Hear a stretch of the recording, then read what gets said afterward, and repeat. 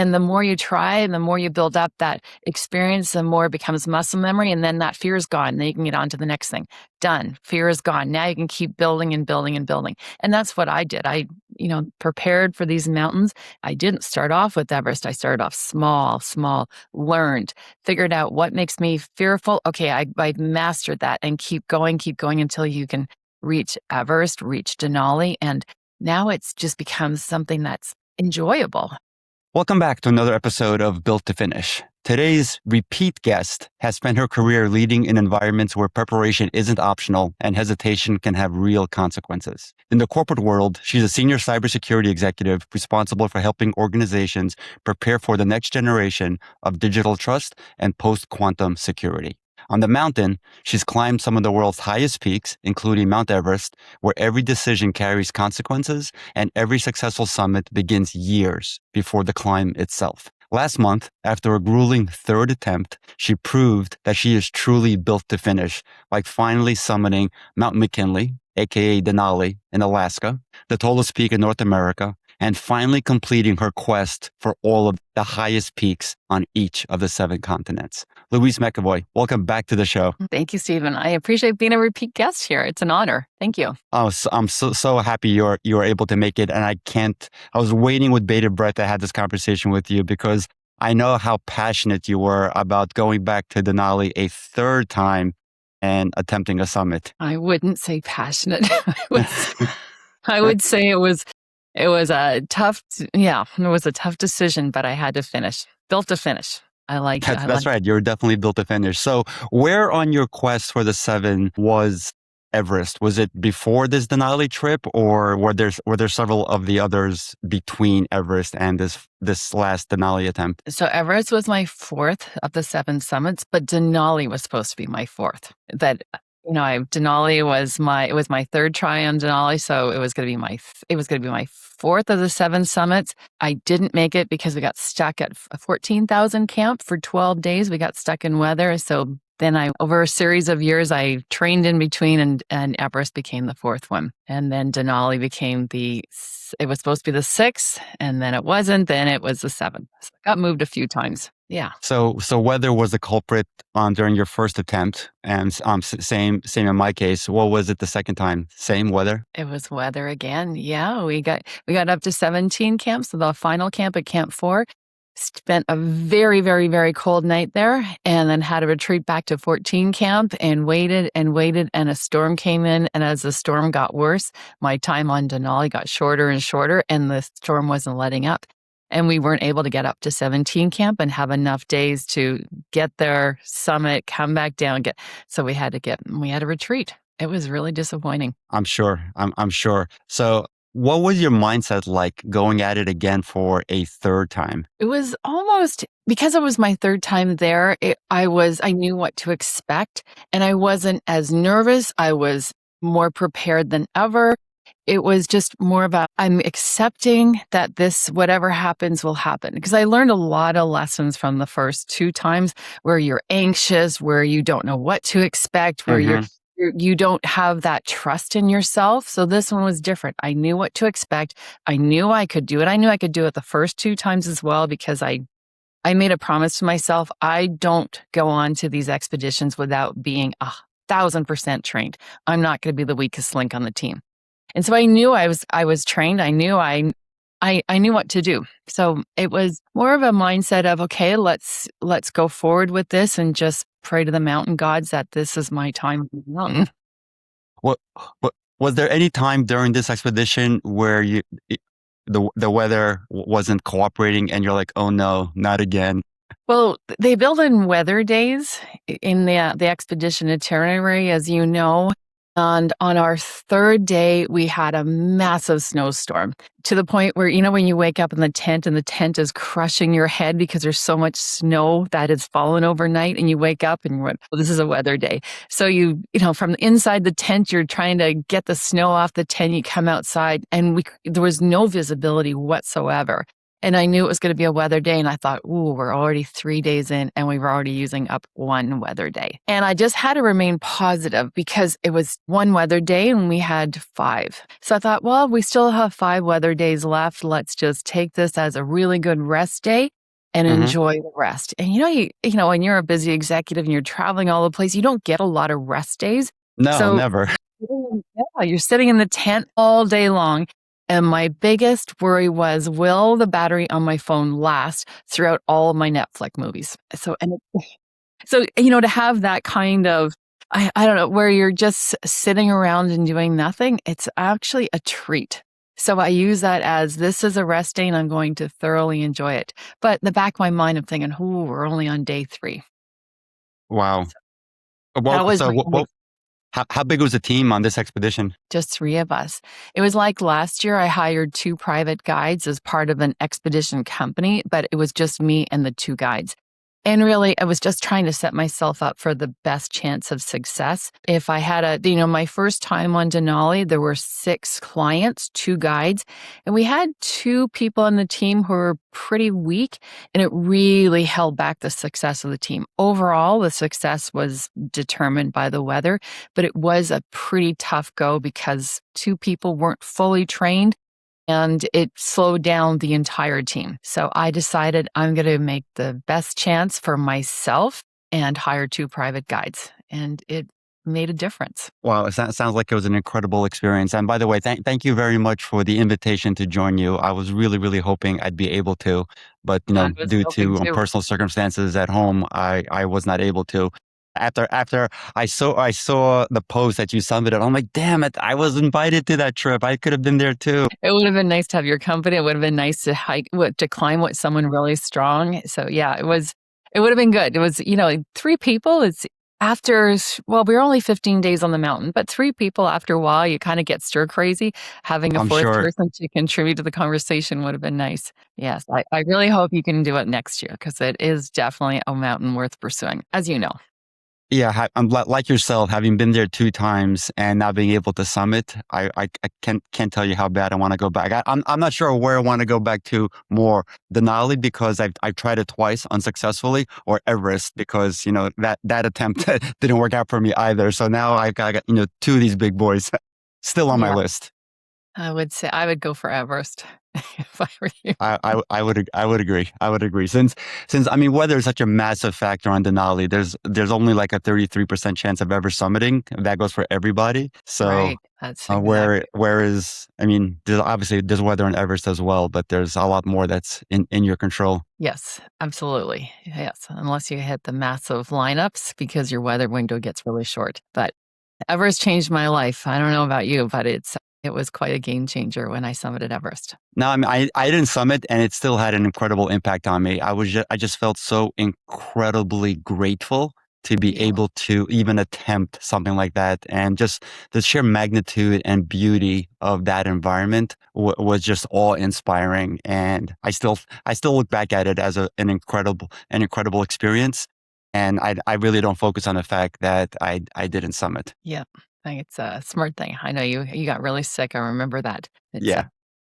That's the problem with Everest. It's trying to manage all those different challenges, including illness. That makes a big difference. Yep. Yep. Yep. Yep.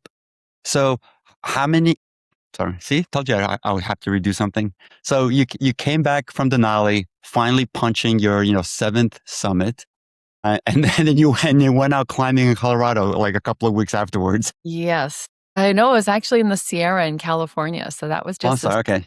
weekend. Yeah. So it was this past weekend. Yeah. It's as you know, it's hard coming down from these big expeditions. And I made a mistake.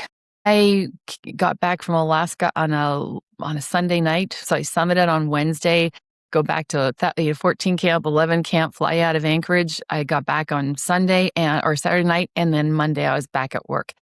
I got frost nip on 8 fingers, so I wasn't able to No. even use my keyboard properly because I couldn't feel fingers. I did get a little sick, and I didn't come down from the mountain properly, mentally, physically, when I went back to work. Next week, I was in Europe with work, and I just never came back properly. And then I go on a 14er, mountain over 14,000 feet. And I feel I made a mistake. I feel like I never came down fully, never fully healed mentally, physically from this big expedition. Go on to mountain in the Sierra, and we got caught in well, we already knew this, but we knew there was a heat wave. And it's something we had booked last July, this friend of mine, and we wanted to do this really badly. We had canceled it 3 times in a year. So we went up last weekend because that's the weekend we had booked, and we ended up not summiting. We got so far and we went, this is 106 degrees. We're carrying heavy packs because we were going to be overnight for 2 nights, and we had the tent and we had our jet boils, we had everything, and realized this isn't for us this weekend. We were really, really struggling in the heat. So I guess. it it wasn't. So we made an agreement that we're going to go back in September when it's a little cooler, because it just, you don't want to be that person where the search and rescue calls and they go, wow, you have so much mountaineering experience and yet you didn't know to turn around. I didn't want to be that person. Heat exhaustion is a real thing. Oh, it definitely is. One of my buddies who's a really, really experienced and avid hiker he organized a rim to rim hiking trip for me and a couple of other guys. And being the most experienced one in the group, he's the one that didn't hydrate properly from the get-go and was started to suffer from heat exhaustion, resulting in me almost calling in a medevac for him, because he was in such bad shape, and he begged me. He's like, "Do not call a helicopter. I'll be fine."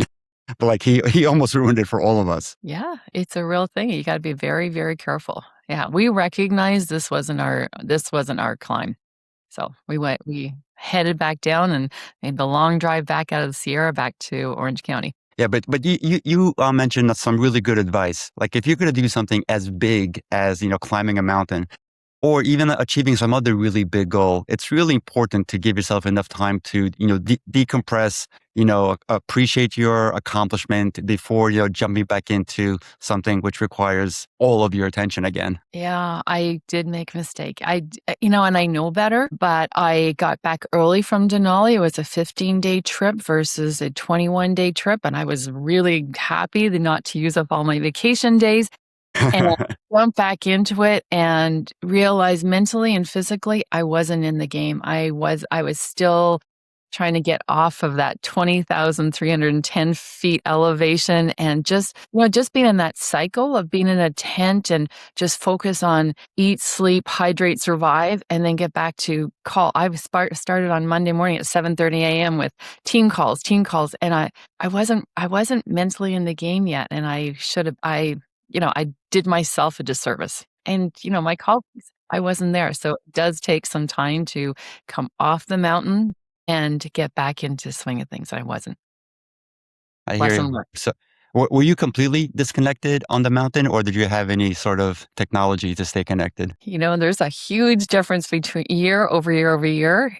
Some years, previous years, there's zero communication, zero. And this year we had a Starlink at 14,000 camp, and I couldn't wait to get to 14 camp so that I can log into the Starlink and call family and friends and show them around. Like, I was calling on WhatsApp and showing them around a 14 camp. I was able to, Nice. send emails and check on emails. I checked on work emails. That's not, I wasn't fully disconnected from 14 camp. And in a good way, it was kind of fun. I was able to download some emails, some videos, and do some more, get a book. But really, it's a big difference when you're fully disconnected versus using a Starlink to stay up to date. Yeah. Maybe it What would have what been, what did I read correctly? Wasn't there some sort of accident with a ranger at 14 camp this year? yes. Unfortunately, she was skiing and broke the lip of some snow and fell into a crevasse, and she wasn't able to get out of it and didn't survive. It was sad. Yeah, there were actually 6 people who died when I was there, and we saw 4 helicopters moving the bodies out. It Oh, was, I mean, it you was hear about deaths every single year on Everest, but you don't hear that many on other mountains. But it's a real risk. It really is, and, when they drop those helicopter lines and the baskets hanging from the bottom, you know that they're they're moving someone out. Yeah, it was sad. Ugh. Back to happier topics. So, is there like an official database? Because I know when you summited Everest, you made the Himalayan database. Is there an official database of people that have completed the 7 summits? There isn't, no. Hmm. You can log into 7 Summits and try to figure out who's there. There was an old list that someone was keeping up to date, but there's not a current list. And technically, like some of the mountains don't require you to officially say, I summited this mountain. So there's no real track of it. It really is just your photos, your videos, your Hmm. post. But yeah, it's my first summit was Kilimanjaro it was back in 2005. So no, they weren't keeping track then, and it's just, do you have a picture? Do you have a video? Do you have something to show for it? Yeah, so I promise you, I did summit all 7. I definitely believe you. Do you have a collage of your summit pictures from all of them? Don't know. I have one picture. It's right here that my sister, she pulled the database, the 8,000-meter database for me, the Himalayan database, and she put that together as one of my Christmas presents one year. It was probably the best Christmas present I ever got was when I saw this picture with my name in the database and my summit picture beside it. I was quite Nice. pleased about that. Yeah. Nice, nice. So you mentioned catching up on work at 14 Camp. What do you think mountains teach us about leadership that boardrooms never can? Oh my goodness, so much. It's How much oh, time do we have? you know, to a point. I don't know Great if advice. climbing Denali is enjoyable, but it's certainly enjoyable getting to that summit. That is excellent advice. Louise, thank you so much for taking the time and being on the podcast today. I really, really appreciate you joining me. Where can folks reach you if they have any follow-up questions, whether it be cybersecurity, quantum, or mountaineering related? They can reach on LinkedIn. I'm always on LinkedIn. They can reach me there or on Instagram, the Climbing Executive. It's another one they can reach me on. So I welcome any questions. Mountaineering Executive. Yeah, please feel free The, to reach out. the climate executive. I follow you and I love all your posts. So I highly encourage folks to follow along as well for some great inspirational content. So Thanks. again, thank you so much for being on the show today. It's been an honor. Thank you. And thank you, everybody, for tuning in to another episode of Built to Finish. I hope you've enjoyed this episode as much as I did. If you did, please do like and subscribe. It helps the show tremendously. Thank you very much for tuning in. And until next time. Hey, everyone. Just a quick reminder that the Built to Finish podcast is brought to you by Accresis. Accresis have helped over 30 founders generate over $1 billion in wealth via strategic acquisitions or investor recapitalizations. If you're the owner of a middle market company and want to explore what a potential exit will look like for you so that you can finally realize the value of what you've been working so hard on, please do contact Accresis via the website accresis.com or hit me up on LinkedIn for more information at Steven Pivnik. Now, back to the show. So yeah, I'll start from the beginning. It's preparation. And, if you don't prepare for the mountain, just like you prepare for meetings, for acquisitions, for your teamwork, for your big projects, big launches, then what are you doing in that boardroom? Or what are you doing in that mountain? I make sure I'm fully, fully prepared to be on that mountain versus hoping that I will summit because someone is helping me get to the top. I am fully prepared mentally, physically, everything. I am going into that mountain or onto that mountain fully prepared. And just like when I go, when I go to Europe, I was just in London and Paris meeting a number of partners. It's not like I'm just happen to drop into this meeting not knowing who they are, what their business is, together with key factors, the company. I'm fully prepared. So I download all of our, partner profiles and figure out what do we need to get out of this meeting? What's the desired outcome? Mm-hmm. So it's that preparation. And then, I always look at it as a 3-step approach, the pre, the actual, and then the post, the 3 different, scenarios of climbing or on mountains. So at that, on that mountain, I make sure you're hydrating, you're sleeping, you're tending to your personal self, because if you don't tend to that blister is going to become a problem. And the littlest thing can become something that stops you from making that summit. And you don't think that way. If you're inexperienced, you might think, oh, it's just a hot spot on your foot. No, this can actually stop you from summiting, as you know, right? Yeah. Mm-hmm. Just the littlest things. And, not clipping into the fixed lines properly. Oh, well, that can actually That can hurt. that can actually challenge the whole team. And, we had that on Denali this year. Someone didn't clip in properly, took down the whole team. Guess what? No. Yeah, Going yeah. from 14 to 17? Well, it wasn't on those fixed lines, but yeah, they fell and they had a pretty disastrous time of it. So it's, you have to be fully prepared. You have to be in the moment. So in the boardroom, it's focus and focus. What's the outcome that you're trying to get to? So I'm constantly focused, taking those lessons from the mountain into the boardroom. And then when you finish up, when I get home, I didn't do it properly. I didn't rest. I didn't take care of myself. I just jumped right back into it. That was a mistake. I know better. When I look at, when get into these meetings, am I just going to drop it after I get home, or do I actually follow up and do all the things that you need to do to make sure you put a bow on it? That those meetings, we now have some outcomes from those meetings. And so I make sure you're following up with those people, the commitments that you made from those meetings, you actually deliver on. It's not just a one and done meeting. There's actual steps that come out of it. And so when I come back, those mountains have taught me so much about so many different things. I could go on, it's mindset. It's, really being in the moment. There's so much that the mountains are willing to, teach you.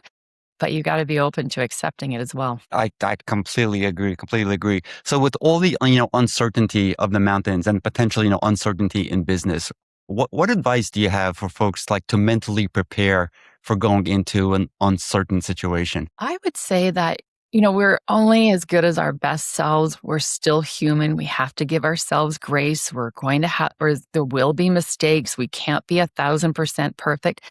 But I fully believe that if you go fully trained and as your best self, you know all the different nuances in, the mountain, the routes, your gear, how to, clip into those fixed lines, how to tie your crampons properly. All those little things add up to a success.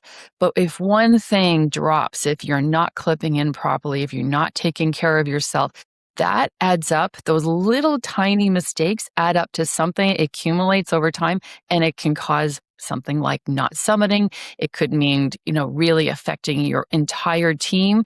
It could be a whole lot of larger consequences if you don't take care of all the little things. So when it comes to business, I make sure we're taking care of all the little things when, looking at our pipeline, looking at, how it is that we're building the business, making sure we're really tight with our partners, because every little detail matters when we get to the end of the quarter or the end of the year. We're trying to build revenue here. We've got a quota. So we can't just hope that it happens at the end of the quarter. We have to build all the little things in between, all those weeks leading up, so that we can have a successful quarter. It's kind of like on the mountain, build up. If something goes wrong, take care of it right away. Something goes wrong in business, address it right away. Otherwise, it can compound and become something much larger than you expect. Yeah, I remember saying a lot like hope from a sales pipeline perspective. Hope is not a strategy. Hope is a daydream. Please don't use hope in pipeline meetings. Yeah, you can't. It's got to be a day-to-day activity that you use as it's muscle memory. Check it, keep checking. Just like on the mountains, check that everything's working, that your harness is fixed properly, that you don't, you've got your carabiner in right. Everything needs to be operating properly, efficiently, and it's got to be muscle memory. Check. Okay, I'm set up for success. Now I can get onto the fixed lines. If you've got your mindset in a different spot and you're wearing the wrong gloves, you do something that is the wrong thing, like I did at 17 camp, took off my gloves and, untie, we came back from the summit and it was a very, very, very cold night. And we came back and I just wanted to very quickly get into the tent. I took off my gloves, undid my harness, my carabiner, unfixed from the fixed lines, took off my crampons, And in that short moment, I got frostnip on 8 fingers. And I know better. Wow. It doesn't take long. What was the temperature like minus 20-ish? Yeah. Yeah. Our summit day was between minus 20 and minus 25. And it's fine. That's okay. That's a normal summit day for Denali, and you've got all your gear on. But the problem is when you take off that gear to do something fast. And I thought Right. I'll be faster without my gloves on than with my gloves. Instead of going slow, taking everything off slowly with my gloves, I thought it'll be faster without. And I made a mistake. Ouch. It's amazing that like even super experienced people still make rookie mistakes. I'm glad I'm not the only one. No, I was mad at myself though, because it can cost you a finger. I was lucky. I was lucky. I just lost a lot of skin down in my knuckles, and I didn't feel my fingers for a month. That is, small in comparison to what it could have been. True. So you mentioned sales and business. So please remind listeners and viewers what you do during your day job So outside of these crazy adventures. so I'm a senior vice president of global channel sales. So I manage a global business with our partners. So we have resellers, service providers, global systems integrators who resell our software or do services for the installation for our customers. And it's key factors. So it is a post-quantum cryptography company, digital trust. It's a fascinating place to be. I've been in the cybersecurity world for over 20 years, and I've never been at a point in my career where quantum is becoming the thing that we need to be very, very, very aware of. When I was in previous company, it was all about, securing your data in cloud, securing your endpoints, your laptops, your iPad. This is beyond that. This is securing all of those encrypted devices, all that encryption technology that quantum can now decrypt. So we've had algorithms that have been static for the last 30 plus years because nobody thought they could decrypt it. Now with quantum coming, we're anticipating quantum because it'll be so powerful. We'll be able to decrypt all of these encrypted keys that have been static for so long. And there are millions of them all over your devices in any one company. And most people don't realize the threat that it can cause. So we're there to support that and help mitigate that risk. The geek in me is really excited by all this stuff. For those that don't know what quantum means, can you explain quantum real quick? So think about quantum as, we have cybersecurity and we've got AI. AI is this fun, cute thing. We use ChatGPT. It can, change our videos. It can do a whole lot of interesting things for us. Quantum is like AI on steroids. So think about all of these computers gaining all this knowledge, faster. It's being able to think faster than a human, do things that we've never thought possible. Quantum computing it is like as AI that we've never experienced before. So it will be able to quantum computing will be able to, build code more so than we ever thought. It will be able to do things that we have never thought capable. That's like decrypting encrypted technology that we thought no human and no computer would be able to do. So when we think about quantum, these encrypted certificates, they were static for the last 30 years. Now we've had compliance that says you have to be able to secure your certificates within 200 days. Now it's gone to 100 days. Now we're at a 47-day certificate lifecycle management, where we think that computer will be able to decrypt it within 47 days. Wow. It's getting shorter and shorter, where we think it'll be able to decrypt it within seconds. So you have to be able to turn over these certificates, these encrypted certificates, faster and faster before quantum gets ahead of it, is able to decrypt it. Sounds like it's some pretty dangerous technology in the hands of bad actors. Yeah, it can be. Yeah, it'll be a whole different world when quantum hits. And the thing is, people don't know when it's going to hit. It's not like Y2K when we knew, January 1st. There's a countdown. There's no countdown to this. There's no countdown, but there was an executive order by the government just recently that quantum's expected by 2029.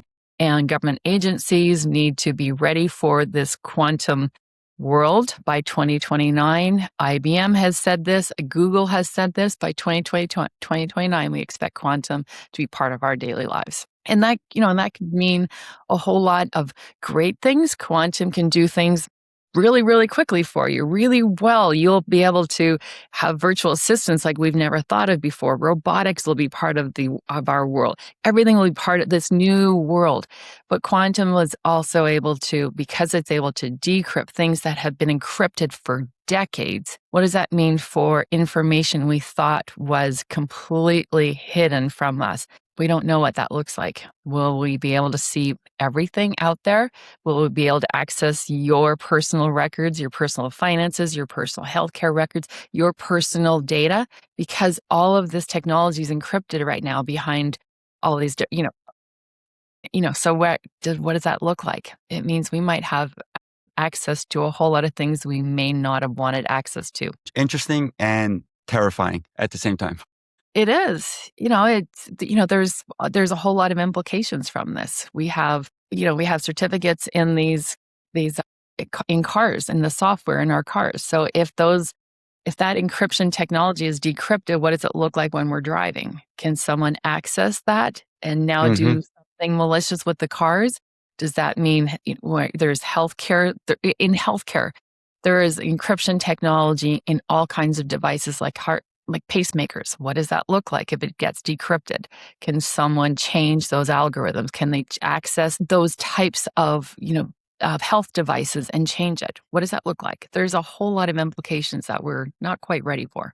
So we need to get ahead of it and make sure organizations understand they need to be quantum ready. Agreed. Organizations need to be quantum ready. You've heard it here first. Yes. Yeah. And that's not just an overnight thing. You actually have to discover where your risk is, and then you have to mitigate it, and then you have to solve it, and then you have to have a long-term approach. So this isn't, I'll decide this in 2029. No, it means looking at what that path forward looks like now. No, I totally agree. The analogy I'll use is I talk to a lot of entrepreneurs about selling their business, and many respond with, well, I'm not ready to sell yet. And my response to that is, well, you should start planning way ahead of your desire to sell in order to maximize the event if and when it occurs. So similar, advice should be given around quantum. Don't wait for it to be here, because by then it'll be too late. We just got a very large investment by Summit Partners, so a private equity firm of just over $1 billion, because they recognize that quantum is a real threat and they're investing in it, and they invested with Key Factor. That was just announced last week. It's a major investment into the company based on where they see quantum going. Yeah, it's something to keep. Well, congratulations on landing that. That's huge. Yeah, thank you. Yeah, it's something to be mindful of. Quantum is going to be part of our daily lives, and we need to be aware of it. Yep. So before we wrap up, my favorite section, punch questions. Yes. One daily habit that builds resilience. It kind of goes back to my mountaineering mindset, muscle memory. I work out every morning, and it makes me feel better. If I start my day working out, today was just a 45-minute Peloton ride. It felt good. I sweat. It's my way of waking up. And that's what I like to do. I totally agree. The days that I don't get my morning workout in, I'm not the same for the rest of the day. I feel a physical and psychological difference if I don't get my morning workout in. Yeah, good. I'm glad I'm not the only one. Yeah, for sure. Courage or preparation? I'd say it's both, but I'm going to lean more towards preparation. I knew you'd say that. Okay, good. Okay, yeah. What's one of the biggest mistakes you see leaders make? That's a good question. I don't want to say, I don't want to speak for all leaders. I would say it's assuming that things are going to be a certain way and then not preparing for something changing, not being able to quickly adjust because the path forward was supposed to be one way. And it's that agility to switch and change direction and still be successful. Love it. What's one hard thing everyone should do? I'm going to say from the mountainside, get outside and go camping. Just set up a tent, figure out a trail, figure out your direction, do something, just get outside and be one with nature. I don't think enough people really get outside that comfort zone and get out into a place that they don't really know. Figure out those waypoints, figure out how to read a map and pitch a tent and lie under the stars. Oh my God, I love that. I want to go get my tent and go outside right now after hearing that from you. Wow. So you just completed an incredible goal and series of accomplishments. What does success mean to you today? That's a tough one. You know, it's hard when you finish a big goal and then your natural mindset, at least mine is, it's what's next Hmm. versus I hear you. living in the moment and going, okay, I'm just going to enjoy this and I'm going to, appreciate all that my mind and body can do and appreciate all the support that I got, not only from family, but from employers. I really need to sit in that moment and enjoy it. But I'm always on that, what's next? What's next? What's my next mountain?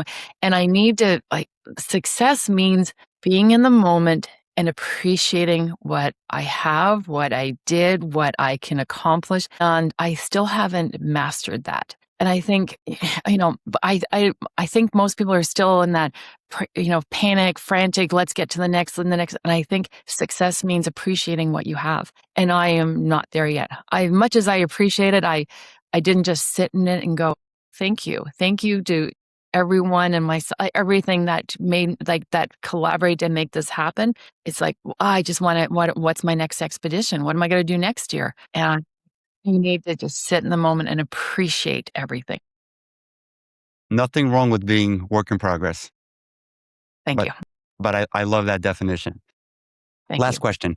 Yeah. What advice would you give leaders that are facing their own 7 Summits challenge or their own Mount Everest? It goes back to that preparation and a little bit of courage. I would say, don't do something that is hard. Do something that you've never done before because it can open up a whole world of possibilities. But I believe that preparing for things when you know, okay, I've got to do all of this, but I'm still going to have the courage to do it. It's going to be scary, but I still have the courage to do it. And I do a mix of really deep planning and then diving into something, really deep planning and dive. And it's worked for me where I just throw out fear, but I know that because I planned for it, that fear is a little bit mitigated. So I would say if you're doing your 7 Summits challenge in whatever capacity that looks like, just take away, go recognize that fear is going to be part of anything new and anything challenging and embrace that fear. It can be fun and just try it. And the more you try and the more you build up that experience, the more it becomes muscle memory. And then that fear is gone. Then you can get on to the next thing.